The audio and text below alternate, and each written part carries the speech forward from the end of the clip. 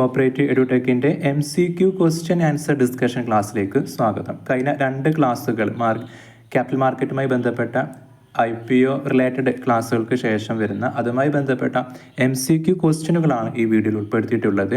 ക്ലാസ്സുകൾക്ക് വേണ്ടിയിട്ട് YouTube channel subscribe ചെയ്യുക, നോട്ടുകൾക്ക് വേണ്ടിയിട്ട് ടെലഗ്രാം ചാനൽ ഫോളോ ചെയ്യുക. നമുക്ക് ക്വസ്റ്റ്യൻ നോക്കാം. First question, what is the main purpose of an IPO? Main purpose confusion ഉണ്ടാവില്ല. നമുക്ക് ഡീറ്റെയിൽ ആയിട്ട് IPO പറഞ്ഞതാണ്. To reduce the company's expense ആണോ, അല്ലെങ്കിൽ to launch a new product, to raise capital from public, to merge with another company. ഓപ്ഷൻസിൽ C ആണ് എന്ത്, to raise capital from പബ്ലിക്കിൽ നിന്ന് ഫണ്ട് റൈസ് ചെയ്യാനുള്ള ഒരു മാർഗ്ഗമാണ് IPO, അതായത് ഇനീഷ്യൽ പബ്ലിക് ഓഫറിങ്. അത് പ്രൈമറി പർപ്പസ്, അതിൻ്റെ പ്രൈമറി പർപ്പസ് എന്ന് പറഞ്ഞാൽ എന്താ തന്നെയാണ്, raise capital by issuing shares to the public. Second question, which of the following document is filed with SEBI before launching an IPO? IPO ലോഞ്ചിങ്ങിൻ്റെ മുമ്പേ വരുന്ന കുറച്ച് ഡോക്യുമെൻറ്റ്സുകൾ നമ്മൾ സൂചിപ്പിച്ചിട്ടുണ്ടായിരുന്നു. DRHP, RHP, പ്രോസ്പെക്ട്സ് എന്നൊക്കെ പറഞ്ഞിട്ട്. അപ്പം ബിഫോർ ലോഞ്ചിങ് IPOയിൽ വരുന്ന ഒരു മെയിൻ ഡോക്യുമെൻ്റ് ആണ് ഡ്രാഫ്റ്റ് റെഡ് ഹെറിംഗ് പ്രോസ്പെക്ട്സ്. അതിലാണ് IPOയുമായി ബന്ധപ്പെട്ട എല്ലാ ഡീറ്റെയിൽസും ഉണ്ടാകുന്ന ഡോക്യുമെൻ്റ്. അത് തികച്ച് ഡ്രാഫ്റ്റാണ്. അതിനുശേഷം അത് ഫൈനലൈസ് ചെയ്തിട്ട് എന്ത് വരുന്നുണ്ട്, റെഡ് ഹെറിംഗ് പ്രോസ്പെക്ട്സ് വരുന്നുണ്ട്. ക്ലാസ് പറഞ്ഞിട്ടുണ്ടായിരുന്നു. നെക്സ്റ്റ് ക്വസ്റ്റ്യൻ എന്താണ്, what's the maximum investment limit for retail investors in IPO? Maximum limit ആരെ കോട്ടയ്ക്ക്, റീറ്റെയിൽ ഇൻവെസ്റ്റേഴ്സ്, അതൊരു കോട്ടയാണ്. പിന്നെ വേറെ ടീം വരുന്നത്, വേറെ കാറ്റഗറി വരുന്നത് QIB ആണ്, ക്വാളിഫൈഡ് ഇൻസ്റ്റിറ്റ്യൂഷൻ ഇൻവെസ്റ്റേഴ്സ് ഉണ്ട്. NII ഉണ്ട്. പിന്നെ നോൺ ഇൻസ്റ്റിറ്റ്യൂഷണൽ ഇൻവെസ്റ്റേഴ്സ്, അത് 2 വിധമുണ്ട്. ബിഗ് സ്മോൾ ഒക്കെ ക്ലാസ് ചോദിച്ചിട്ടുണ്ടായിരുന്നു. അപ്പോൾ അതിൽ റീറ്റെയിലിൽ അവർ ലിമിറ്റ് എത്രയാണ്, റീറ്റെയിൽ ഇൻവെസ്റ്റേഴ്സിന് എത്ര വരെ എല്ലാ ആപ്ലിക്കേഷനാണെങ്കിൽ എമൗണ്ട്, ഇൻവെസ്റ്റ്മെൻറ്റ് എമൗണ്ട് ആണ് റീറ്റെയിലുള്ളത്, അപ് ടു 50,000 ആണോ, 1 lakh ആണോ, 2 lakh ആണോ, 5 lakh ആണോ? യഥാർത്ഥത്തിൽ 2 lakh ആണ്. 2 lakh പെർ ആപ്ലിക്കേഷൻ. 2 lakh വരെ ആണ് റീറ്റെയിൽ കാറ്റഗറിക്ക് അപ്ലൈ ചെയ്യാൻ പറ്റുള്ളൂ. മുമ്പ് സൂചിച്ചിട്ടാണ് ലോട്ട് ബേസിലാണ് അപ്ലൈ ചെയ്യുക, ഒരു ലോട്ട്, സെക്കൻഡ് ലോട്ട്. അപ്പോൾ അങ്ങനെ ലോട്ട് അപ് ടു ഏത് വരെ പറ്റുള്ളൂ, 2 lakh വരെ പറ്റുള്ളൂ റീറ്റെയിൽ കോട്ടയിൽ. അതിൻ്റെ മുകളിലേക്ക് പോകുമ്പോൾ അതെന്തായി മാറും, NII ആവും, നോൺ ഇൻസ്റ്റിറ്റ്യൂഷൻ ഇൻവെസ്റ്റേഴ്സ് ആവും. അതായത് അതിൽ സ്മോൾ ആവും അല്ലേ. 2 lakh to 10 lakh ആണല്ലോ സ്മോൾ NII വരുന്നത്. Next question, what does the book building refer to an IPO? IPOയിൽ ബുക്ക് ബിൽഡിംഗ് എന്താണ്? Issuing fixed shares at one price, advertising the IPO, discovering price based on investor bid, അല്ലെങ്കിൽ allocating share to directors. Question answer C എന്ന discovering price based on investor bids. Book building process എന്ന് പറഞ്ഞാൽ അത് price discovery പ്രോസസ്സാണ്. Demand സപ്ലൈയിലൂടെ IPO price band ഉണ്ടാവും അല്ലേ. അതായത് നമ്മൾ എക്സാമ്പിൾ സൂചിച്ചിട്ടുണ്ടാവും. ഇപ്പോൾ 100 രൂപ മുതൽ 112 വരെ പ്രൈസ് ബാൻഡിൽ അപ്ലൈ ചെയ്യുക എന്ന് പറഞ്ഞാൽ ആ 100 to 112 സെറ്റ് ചെയ്ത് എങ്ങനെയാണ്, ബുക്ക് ബിൽഡിങ്ങിലൂടെയാണ്. അതൊരു ഡിമാൻഡ് സപ്ലൈ പ്രോസസ്സിലൂടെയാണ് എന്ത് ചെയ്യുന്നത്, എന്താണ് അത് സെറ്റ് ആവുന്നത്. അതല്ലാതെ ഒരിക്കലും എന്തല്ല ഡയറക്റ്റായിട്ട് ഒരു കമ്പനി പറയുന്ന പ്രൈസ് അല്ല അത്. ആ പ്രോസസ്സിന് പറഞ്ഞ പേരാണ് ബുക്ക് ബിൽഡിംഗ്, അല്ലെങ്കിൽ ബുക്ക് ബിൽഡിംഗ് പ്രോസസ്സ് എന്ന് പറയല്. ആ പ്രൈസ് സെറ്റിംഗ് പ്രോസസ്സാണ്. നെക്സ്റ്റ് ക്വസ്റ്റ്യൻ എന്താണ്, in an IPO who is responsible for underpricing or pricing the share? ഈ IPOയുമായി ബന്ധപ്പെട്ട് അതിൻ്റെ അണ്ടർ പ്രൈസിങ് അല്ലെങ്കിൽ പ്രൈസിങ്, അതിൻ്റെ പ്രൈസ് സെറ്റ് ചെയ്യല്, അതൊക്കെ ആരുടെ റെസ്പോൺസിബിലിറ്റിയാണ്? അത് ഇഷ്യൂ ചെയ്യുന്ന കമ്പനീൻ്റെ ആണോ, അല്ലെങ്കിൽ സെബിൻ്റെ ആണോ, അതല്ലെങ്കിൽ കമ്പനി ഓഡിറ്റർ ആണോ, merchant banker or lead manager അവരിതാണോ, അല്ലെങ്കിൽ രജിസ്ട്രാർ ആണോ? സി ഓപ്ഷനായ ആരാണ്, മെർച്ചൻ്റ് ബാങ്കർ, ലീഡ് മാനേജർ. നമ്മുടെ ഈ ഒരു വിഷയത്തെ വല്ലാതെ ഡീപ്പായിട്ട് പോയിരുന്നില്ല. ഇത് മെർച്ചൻ്റ് ബാങ്കർ എന്താ, അല്ലെങ്കിൽ അവരെ വേറെ പേരാണിത് ലീഡ് മാനേജർ എന്നും അറിയപ്പെടും, അല്ലെങ്കിൽ book running lead manager, BRLM എന്നും വേറെ പേരുമുണ്ട്. ഇവരെ പണി എന്താ ചോദിച്ചാൽ, ചുരുക്കി പറഞ്ഞാൽ ഈ IPO പ്രോസസ്സ് സെറ്റ് എന്താണ്, അതിനെ സപ്പോർട്ട് ചെയ്യുന്ന ഒരു തേർഡ് പാർട്ടി ടീമാണ്. ഇവരാണ് അതിൻ്റെ A to Z കാര്യങ്ങൾ ചെയ്ത് കൊടുക്കുക. അതുകൊണ്ട് തന്നെ ഒരു ക്രൂഷ്യൽ റോള് ആർക്കുണ്ട്, ഈ ലീഡ് മാനേജർക്ക് ഉണ്ട്, അല്ലെങ്കിൽ മെർച്ചൻ്റ് ബാങ്കർക്ക് ഉണ്ട്. അവരാണിത് മാനേജ് ചെയ്യേണ്ടത്. അവരാണ് IPO പബ്ലിക് ഇഷ്യൂ എക്സിക്യൂട്ട് ചെയ്യേണ്ടത്. അപ്പോൾ അത്രയും വലിയ ക്രൂഷ്യൽ റോളുള്ള ടീമാണ് എന്ത്, ലീഡ് മാനേജർ. അവരുടെ മെയിൻ ഡ്യൂട്ടീസ് എന്തൊക്കെ ചോദിച്ചാൽ, പ്രിപ്പറേഷൻ ഓഫ് DRHP, അത് ആ ഡോക്യുമെൻ്റ് പ്രിപ്പയർ ചെയ്യേണ്ടതും അത് ലീഗലി ഫിനാൻഷ്യലായിട്ട് എന്താണ് ആ രീതിയിൽ പ്രിപ്പയർ ചെയ്യാം. ഡ്യൂ ഡെലിഗൻസ് എന്ന് പറയുമ്പോൾ അത് ലീഗലായിരിക്കണം, അത് ഫിനാൻഷ്യൽ ബിസിനസ് എല്ലാം റെഗുലാരിറ്റി ബേസിൽ നിയമം എന്താണോ അനുശാസിക്കുന്നത് അതിൻ്റെ ബേസിൽ അത് പ്രിപ്പയർ ചെയ്യുകയും പിന്നെ സെബിൻ്റെ കുറികൾ വരും, ഡ്രാഫ്റ്റാണല്ലോ ഇത്.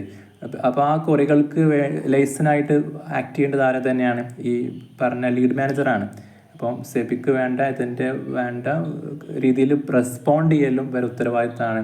മാത്രമല്ല structuring I P O issue size എന്തായിരിക്കണം, പ്രൈസ് എന്തായിരിക്കണം, ഏത് ടൈമിലായിരിക്കണം അത് ഇഷ്യൂ ചെയ്യേണ്ടത്, അല്ലെങ്കിൽ മാർക്കറ്റ് കണ്ടീഷൻസ് നോക്കലും അത്തരം വിഷയങ്ങളിൽ ഇവർ അഡ്വൈസ് കൊടുക്കൽ സപ്പോർട്ട് ചെയ്യലൊക്കെ ചെയ്യേണ്ടതൊക്കെ ആര് തന്നെയാണ്? ഈ പറഞ്ഞ ലീഡ് മാനേജറാണ്. അതുകൊണ്ട് തന്നെ അത് മാത്രമല്ല ഡിഫറെൻറ്റ് ടൈപ്പ് ഓഫ് IPO ഉണ്ടാകുമെന്ന് പറഞ്ഞില്ല. അതായത് ബുക്ക് ബിൽഡിംഗ് പ്രോസസ് വേണോ, അല്ലെങ്കിൽ ബുക്ക് ബിൽഡിംഗ് ആയി ചെയ്യണോ, അല്ലെങ്കിൽ ഫിക്സഡ് പ്രൈസ് ചെയ്യണോ, അപ്പോൾ അതൊക്കെ ഡിസൈഡ് ചെയ്യാനൊക്കെ സഹായിക്കേണ്ടത്, അതിലൊക്കെ സപ്പോർട്ട് ചെയ്യേണ്ട ടീം ഇവർ തന്നെയാണ്, ഈ ലീഡ് മാനേജർ തന്നെയാണ്. പിന്നെ ഉള്ളതിൻ്റെ വേണ്ട പ്രചരണം നൽകുക, അല്ലെങ്കിൽ എന്താ പറയല് പ്രൊമോഷൻസ് നൽകുക, പരസ്യം നൽകേണ്ട ഉത്തരവാദിത്വം. കാരണം അത് ഇൻവെസ്റ്റേഴ്സിനെ അറിയിക്കണമല്ലോ, ന്യൂസായിട്ടും അല്ലാത്ത രീതിയിലൊക്കെ ഇതൊരു എന്താ പറയുക, ഇതിനെക്കുറിച്ചൊരു അറിവ് കൊടുക്കണമല്ലോ, ആ ഡ്യൂട്ടി ഇവർക്ക് തന്നെയാണ്. അണ്ടർ റൈറ്റിംഗ് ദ ഇഷ്യൂ, കാരണം അത് ഫുള്ളി സബ്സ്ക്രൈബ് ചെയ്യിപ്പിക്കുക എന്നത് ഒരു ഉത്തരവാദിത്തമാണ്. ഇൻ കേസ് ചെയ്തില്ലെങ്കിലും അതെന്ത് ചെയ്യുക, അണ്ടർ റൈറ്റ് ചെയ്യുക എന്നതും ഒരു ഉത്തരവാദിത്തമാണ്.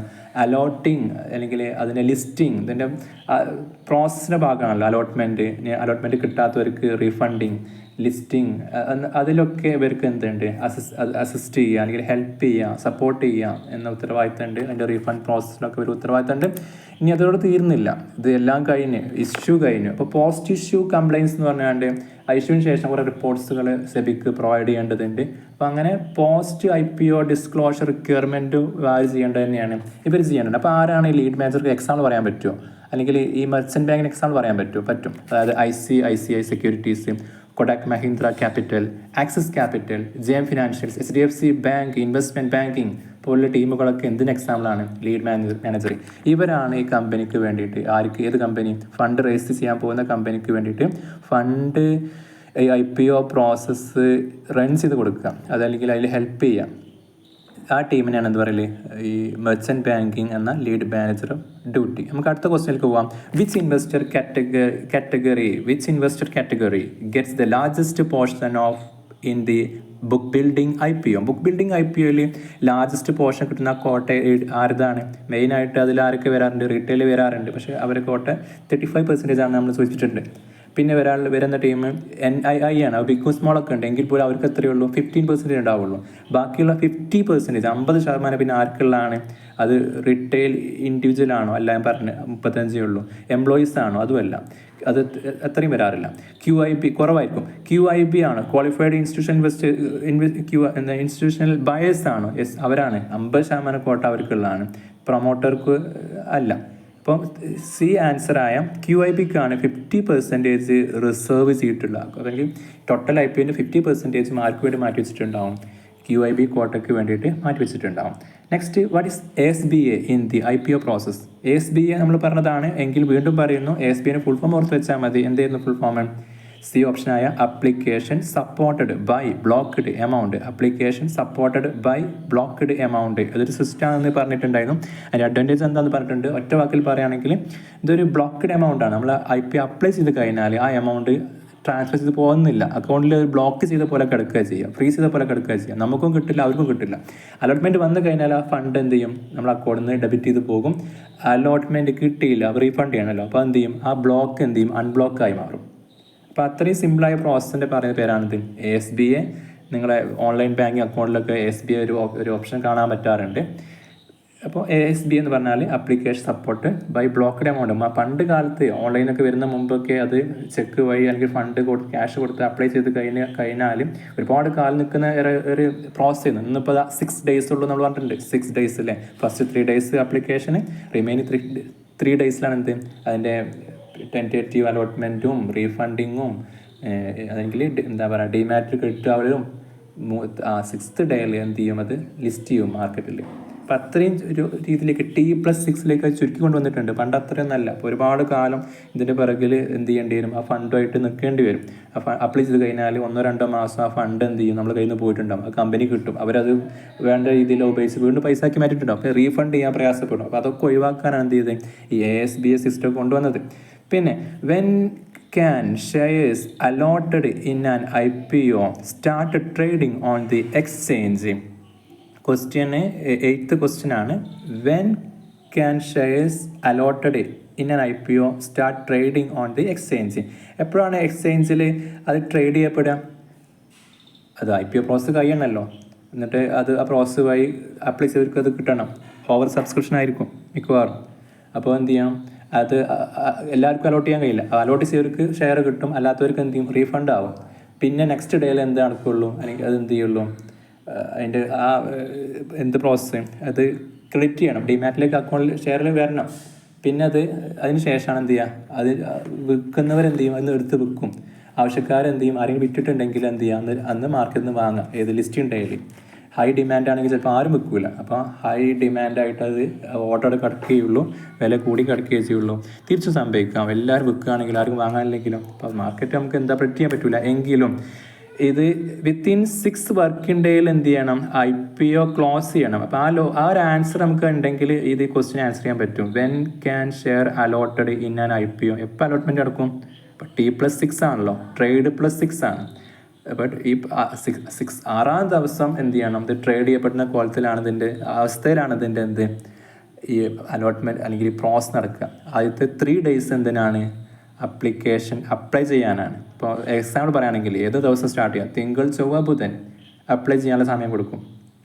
വ്യാഴം വെള്ളി ശനി ഞായർ അവധി ദിവസമാണ് കൂട്ടില്ല, തിങ്കൾ. അപ്പോൾ തിങ്കളാഴ്ച എന്ത് ചെയ്യുക, അത് ലിസ്റ്റിംഗ് നടക്കുക. അപ്പോൾ വീണ്ടും പറയാം, തിങ്കൾ ചൊവ്വ ബുധൻ അത് അപ്ലിക്കേഷൻ സമയമാണ്. ആ 3 ദിവസങ്ങളിൽ ഈ പറഞ്ഞ എല്ലാ കോട്ടകൾക്കും എന്ത് ചെയ്യുക, അപ്ലൈ ചെയ്യാം. അത് തിങ്കൾ ചൊവ്വ ബുധൻ കഴിഞ്ഞാൽ വ്യാഴാഴ്ച എന്ത് ചെയ്യും, അലോട്ട്മെൻറ്റ് സ്റ്റാർട്ട് ചെയ്യും. വെള്ളിയാഴ്ച കിട്ടാത്തവർക്ക് റീഫണ്ട് ചെയ്യും, കിട്ടിയവർക്ക് എന്ത് ചെയ്യും, ഡിമാറ്റിലേക്ക് ആ ഷെയർ പോകും. പിന്നെ ശനി ഞായർ അവധി, അത് ഈ 6 വരില്ല. പിന്നെ തിങ്കളാഴ്ച എന്ത് ചെയ്യും, അത് രാവിലെ മാർക്കറ്റ് ലിസ്റ്റ് ചെയ്യും. 10 മണിയോട് കൂടി എന്ത് ചെയ്യും, ആ ഷെയർ ലിസ്റ്റ് ചെയ്യും. അതുകൂടി എന്ത് ചെയ്യും, ട്രേഡിങ് ആരംഭിക്കും. പിന്നെ അപ്പോഴാണ് മാർക്കറ്റിലേക്ക് എത്തുള്ളൂ. എങ്ങനെയാണ് മാർക്കറ്റിലേക്ക് അപ്പോൾ എത്തുന്നത്, ഇതിൽ തലേന്ന് അലോട്ട്മെൻറ്റ് കിട്ടിയ ആളുകൾ വിൽക്കാൻ തയ്യാറാണെങ്കിൽ അത് വാങ്ങാൻ കിട്ടും, അല്ലെങ്കിൽ അതും ഉണ്ടാവില്ല. ഇവരെ ഡിമാൻഡിലേക്ക് അടക്കുകയേ ചെയ്യുള്ളൂ. അപ്പോൾ ഡിമാൻഡ് കൂടും, നല്ല വിലയും കൂട്ടാൻ സമയത്ത്. നെക്സ്റ്റ് ക്വസ്റ്റ്യനിലേക്ക് പോകാം. Which of the following is not a type of IPO? IPO types നമ്മൾ സൂചിപ്പിച്ചതാണ് ക്ലാസ്സിൽ. ഫിക്സഡ് പ്രൈസ് ഇഷ്യൂ IPO ഉണ്ട്, ബുക്ക് ബിൽഡിംഗ് ഇഷ്യൂ IPO ഉണ്ട്, ഫോളോ ഓൺ പബ്ലിക് ഓഫറിംഗ് ഉണ്ട്, ഉണ്ട്, റെഡ് ഹെറിംഗ് ഓഫർ. അങ്ങനെ സംഭവമല്ല, അതെന്താ, ഡോക്യുമെൻ്റ് ആണല്ലോ. Red herring prospectus, draft red herring prospectus document ആണ്. അപ്പോൾ ഇവിടെ ആൻസർ എന്താണ്, ഡി ഓപ്ഷൻ ആണ്. ബാക്കിയൊക്കെ എന്താണ്, ടൈപ്സ് ആണ്.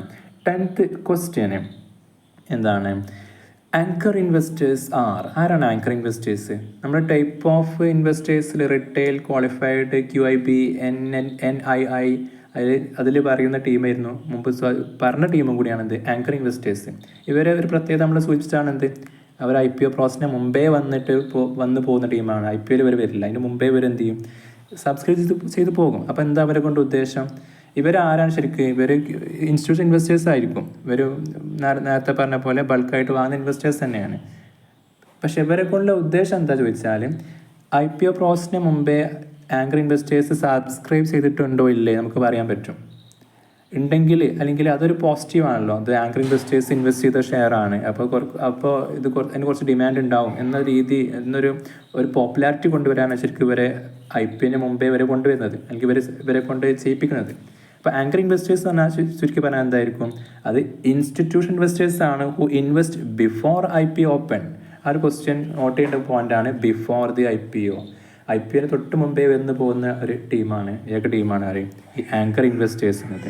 മറ്റൊരു ക്വസ്റ്റ്യന് 11th ക്വസ്റ്റ്യന് എന്താണ്, the red herring prospectus contain. Red herring പ്രോസ്പെക്ടസിൽ എന്തെല്ലാം വരും? പ്രോസ്പെക്ടസിൽ എന്തൊക്കെ വരും നമുക്കറിയാം. എല്ലാ ഡീറ്റെയിൽസും, ഷെയറിൻ്റെ എണ്ണം, കമ്പനി ആര്, എന്ത് ഉദ്ദേശത്തിലാണ് അത് ഇറക്കുന്നത്, അതിൻ്റെ വില എത്ര, എണ്ണം എത്ര എന്നൊക്കെ പറഞ്ഞ എല്ലാ ഡീറ്റെയിൽസാണ് പ്രോസ്പെക്ടസ്. അപ്പോൾ കറക്റ്റ് നമ്മൾ പഠിച്ചിട്ടുണ്ടാവും.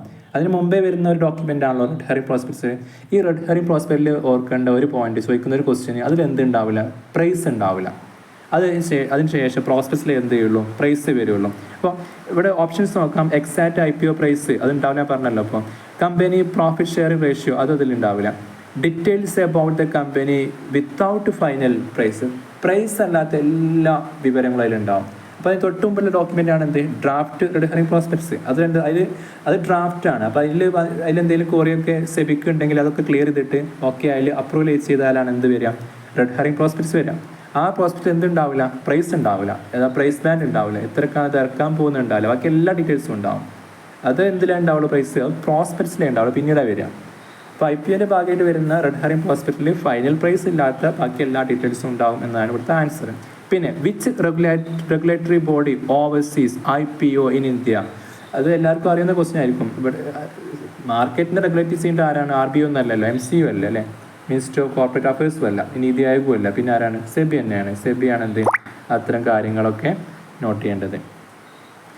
പിന്നെ 13th ക്വസ്റ്റ്യൻ നോക്കാം. Which of these can apply in the NII എന്ന് പറഞ്ഞാൽ നോൺ ഇൻസ്റ്റിറ്റ്യൂഷണൽ ഇൻവെസ്റ്റേഴ്സ് കാറ്റഗറി.